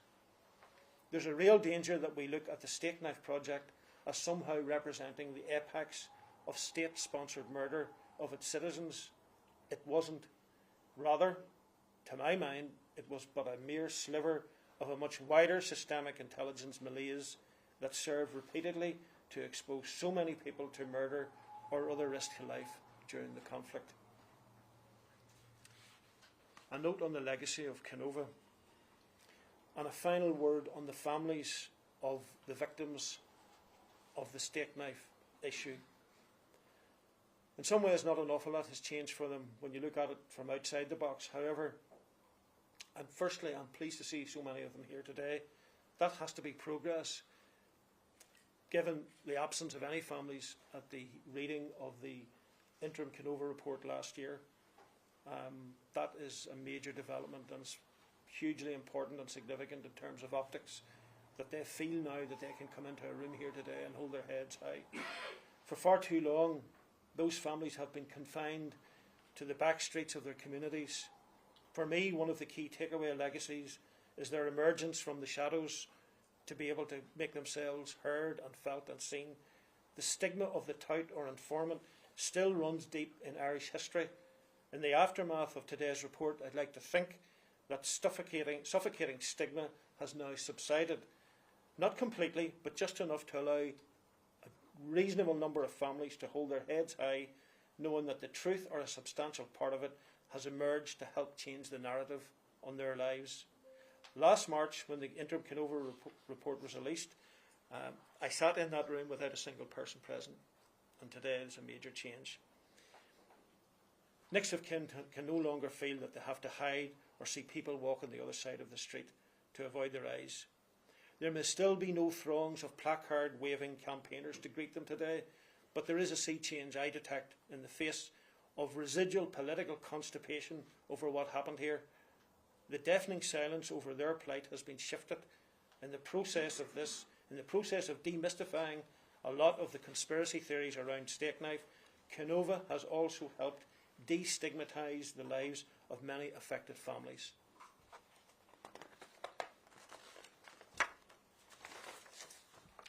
I think it's important as well to record that many internal security unit victims were not actually touts, and that they were, if they did become compromised, that was on the back of serious threats by the state. They were pressurised and compromised by the state as a starting point. The state started the process of putting lives at risk and then bookended the whole macabre engagement by having its own state agents used in those persons' murders. There was a criminal dysfunctionality underpinning what was otherwise seen as normal intelligence policing. This is just how it was done then. That's the excuse that's given, and it no longer cuts it. People were allowed simply to die as part of a drive to prioritise intelligence maintenance over the investigation of crime. CID murder investigators operated at times on starvation rations of evidence and intelligence, drip-fed by special branch and FRU operatives, in turn who were directed from upon high by Whitehall and elsewhere. Freddie Scappatisha provided over 3,300 items of intelligence to the authorities.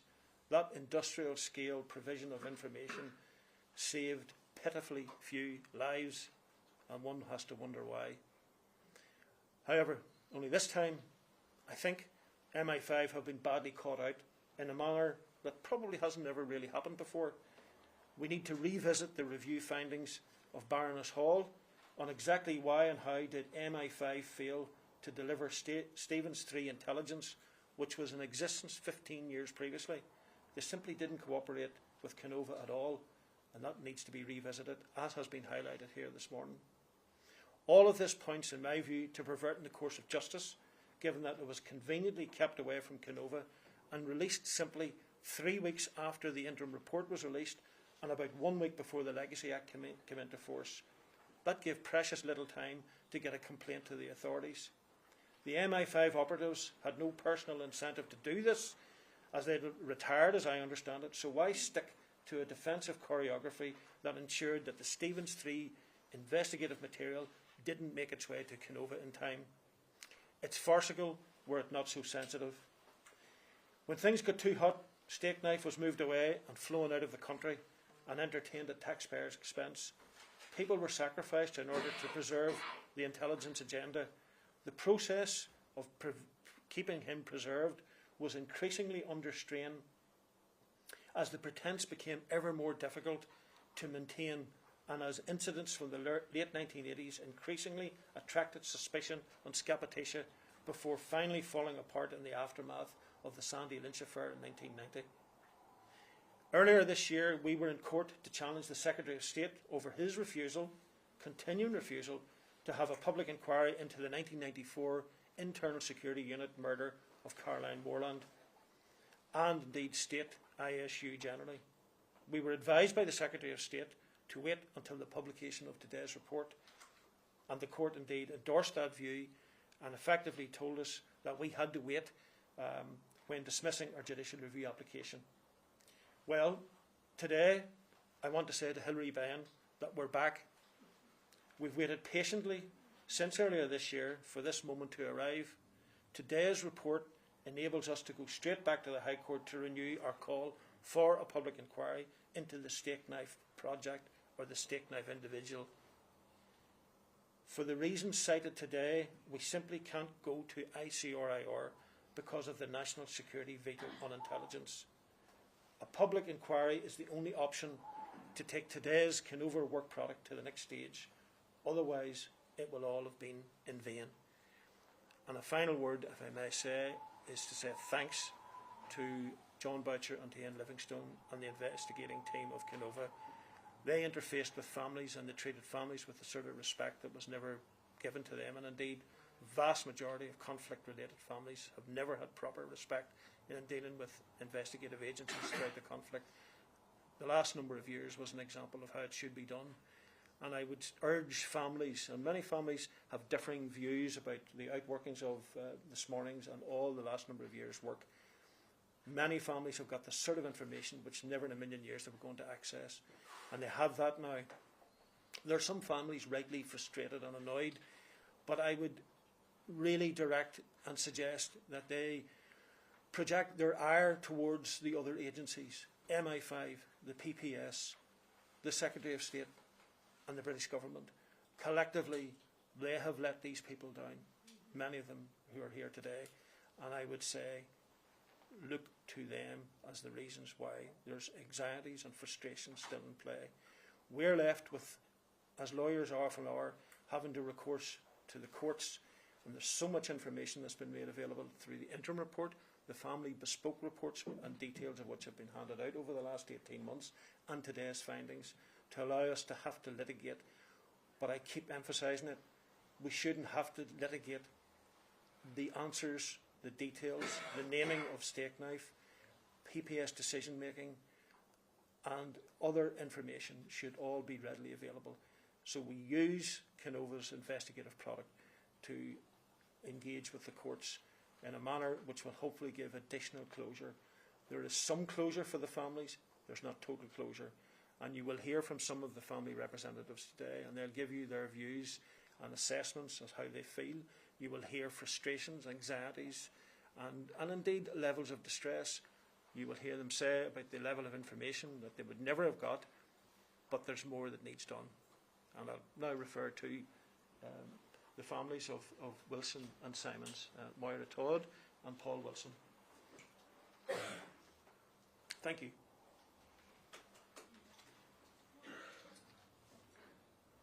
Can I ask, I'm sorry, first of all, thanks for being here. I know it's not easy to sit in front of all these cameras and people like me, but there was a discussion in the last report and mentioned again today about a state apology, and should that come now, would that in any way, do you think, help your families? And if not, what would you actually like to see happening next?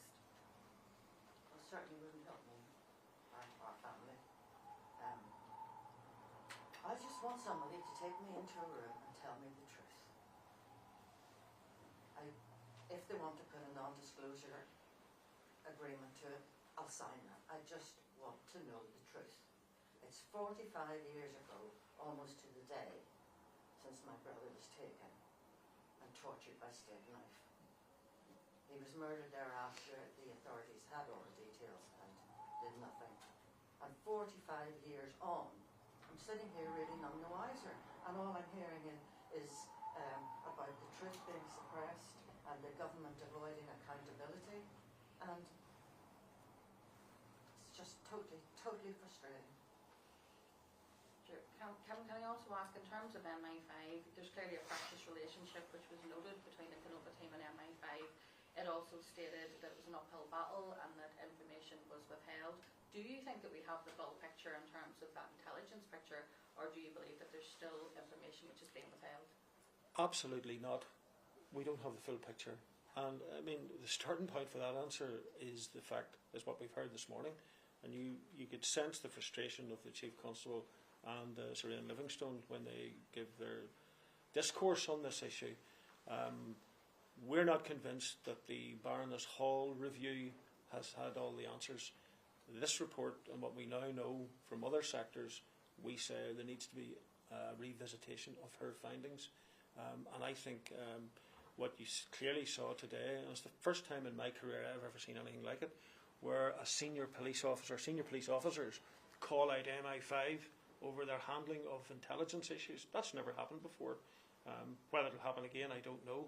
But it was called out loudly and clearly here this morning in a way that was unique.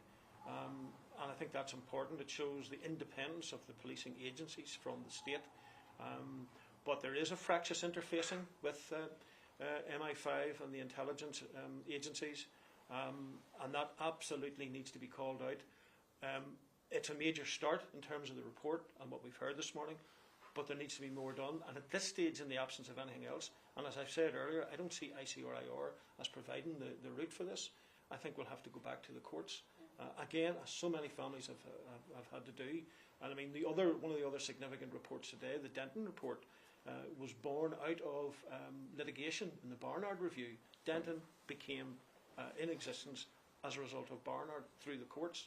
So I've alluded to at least 4 separate sets of litigation before the High Court arising out of the interim Kenova report, and I envisage further litigation on that very key issue. Paul? Hi. Paul, what difference will it make to you if Freddie Scappaticci is named in the final what was your sense of coming away from today and just sat through a very long press conference? I'm sure it's overwhelming at times. Well, we knew going in that he wasn't being named, so that wasn't a shock. But the whole point of Kenova from the start was you'll get the truth. How can you say we're getting any truth if that key detail is missing? There's always other stuff that's missing because of national security, which you have to sort of accept to a certain degree, but that's a basic thing. You can't investigate the agent or the Stakeknife, spend all that money, and then not find out who he is. That seems like a gaping own goal. And do you have you had anything in terms of your relationship and involvement with the Kenova investigators, other than any positives for you? I know it's different from family to family.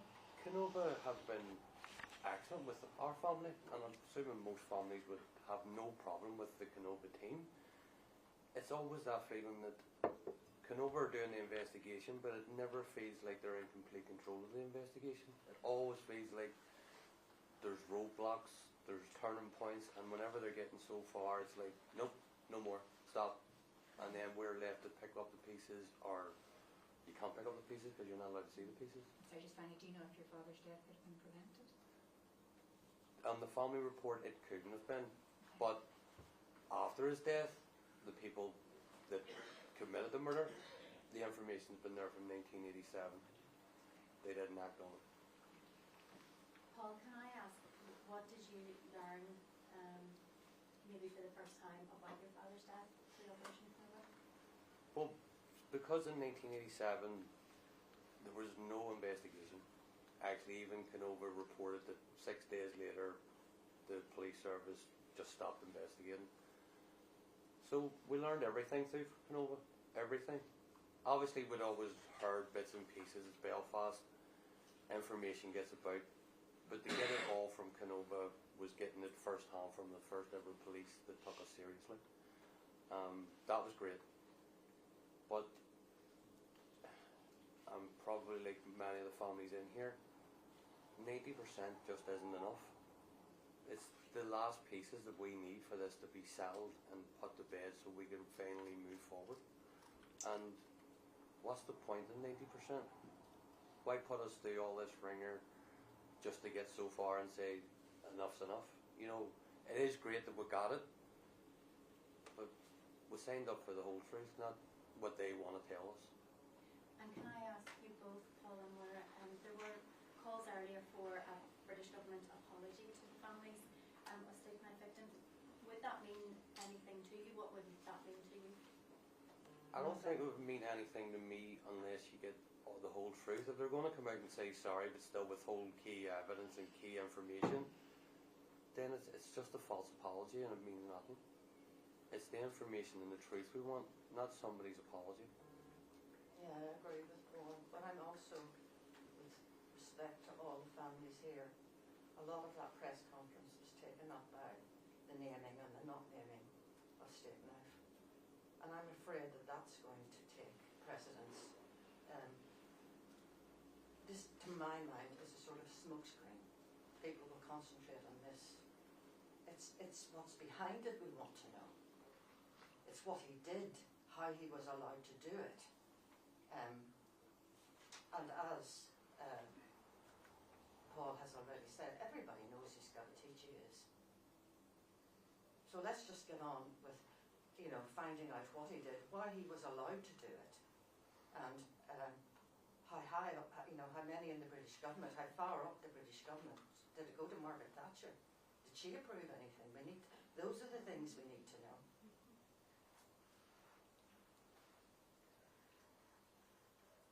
Did you feel that you learned anything new about your father's murder? Well, you have someone like me who really knows nothing. Eugene was taken away in murder in 45 years ago. The word was put out that he was a tout, and this was a sort of internal IRA matter. And it really wasn't until Kenova came along and he was then connected with Stakeknife that any interest was taken in him. They started then being interested in him. I was just, the thing that shocked me most today with Kenova was how far the British government will go to hide, to cover up. I mean, releasing in 2024 that tranche of documents when it was all too late. It's just absolutely shocking and shows a total disregard for families, for the judicial process. It's just, it's hard to believe, you know, this is our government. You know, we're not a third world country. This is the British government doing this to its own citizens. It's shocking. Well, can I just ask, Kevin pointed at the start when he was reading about how there was no families here for the interim report, and there is, as you pointed out, your brother was branded a type, there was stigma around that. You're here now, very publicly speaking. How important did you think it was that you came here today to represent your brother's legacy and speak out? Absolutely, absolutely vital. Absolutely. You know, we need to know things like, was he a tout? Why they took him and buried him in a hole south of the border. He was in Castlereagh, I think, 4 times. No charges were ever made against him. He'd never been in court. The IRA didn't tell us where his body was. They knew from Stakeknife that within 11 days they took him on the 1st of January. They had murdered him on the 11th. So he had 11 days of probably unspeakable horror that the authorities knew about and totally ignored it. They knew he was dead. They didn't tell us. My father hunted high and low. My brother walked the streets of Dundalk, of Dublin, hoping to bump into him. And all the while the authorities knew that he wasn't coming back. He was gone.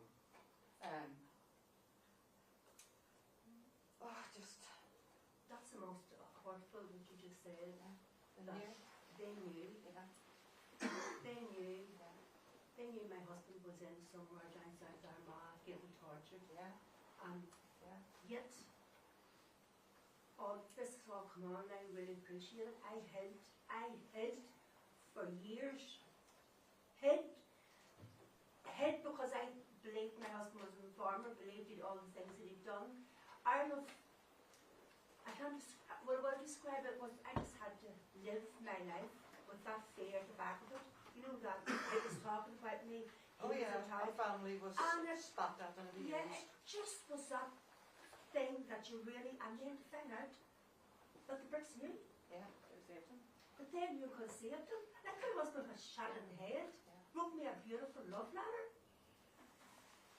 And he knew he was going to be dead. He knew after that comment I said, and that is the most horrendous, horrific thing that I've lived with, that he knew and left me having a baby in my belly to go through the birth where he's lying in a grave. I didn't really get emotional, but it is emotional, and I think I speak for most of the families. You know, the shame, the guilt, the trying to fit in, feeling that you're nobody, you're out there and you're doing things. Now I feel alive. And I'm not going to hide again. I am not going to hide. My husband was Johnny Diggin, and I don't care what anybody says about him in the past, what torture that he's put my children through. My husband was innocent. Yeah. Sorry about that. No need to apologise. Sure, that's okay. That's exactly the type of thing that I was referring to in my earlier comments about families like yourself having the bravery to come forward and stick your head above the parapet. After all these years, it's been a difficult journey, so I commend you for your position today. Unfortunately, my oldest son couldn't come because he couldn't. Yeah. And the rest is out of the country. So I've done it sort of on my own. Yep. In a way to protect them. A mother always protects the children, you know. I was pumping there. And John Boucher talked in there about, you know, the IRA and what they did to their victims and how they tortured them, etc., etc. The British government and their agents were doing exactly the same. Exactly the same. Moira. And I mean, how many, I mean, it's a ridiculous thing to say, but at one stage, was the actual IRA been run by British agents? Yes. Huh? Yes. How many British agents, were in the IRA directing traffic? Moira, can I ask you, Paul,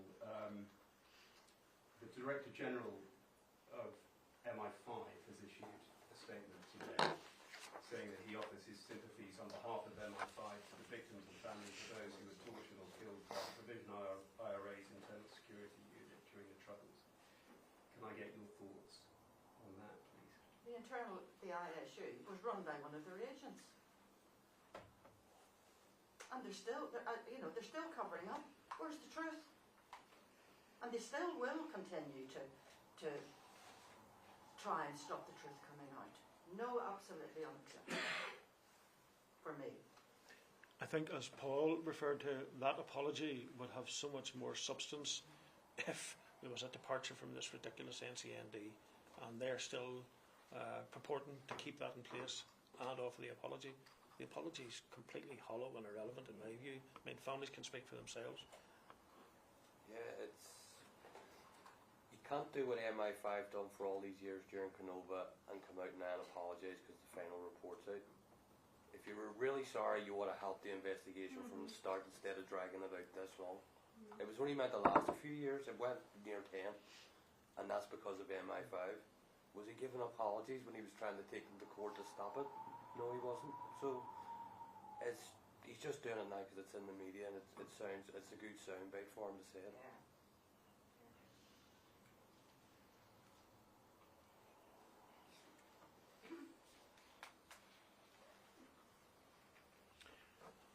Okay, unless there's any other questions or any other issues. Sorry, Mark. There's no talk of compensation. It's up to each family to make their own decisions, but I hope that they don't intend to buy us off and then shut this up. Do you want to know? Pardon? Do you want to know everything? Yeah, exactly.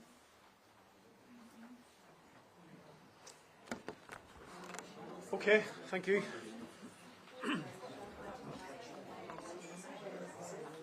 All right. Yes. Yeah, well, Yep. Yep.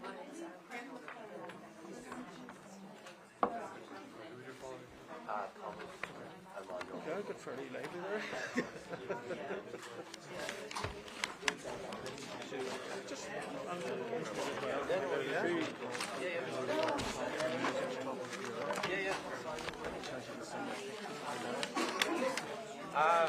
probably the ones that were too many of them. I don't have any. I'm saying they're very few. No, her brother, Eugene Simons, 1982. 1982. 81 or 82. Very strong. Good to see you. Looking well. That's your family. Okay, yes, please. I'm not afterwards yet. Yes, yeah. But well, you're looking well, so good to see you. Good to see you. Fighting away.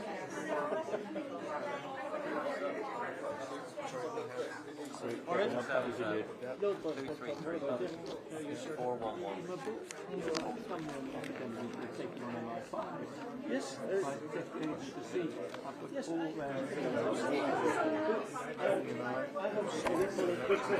I have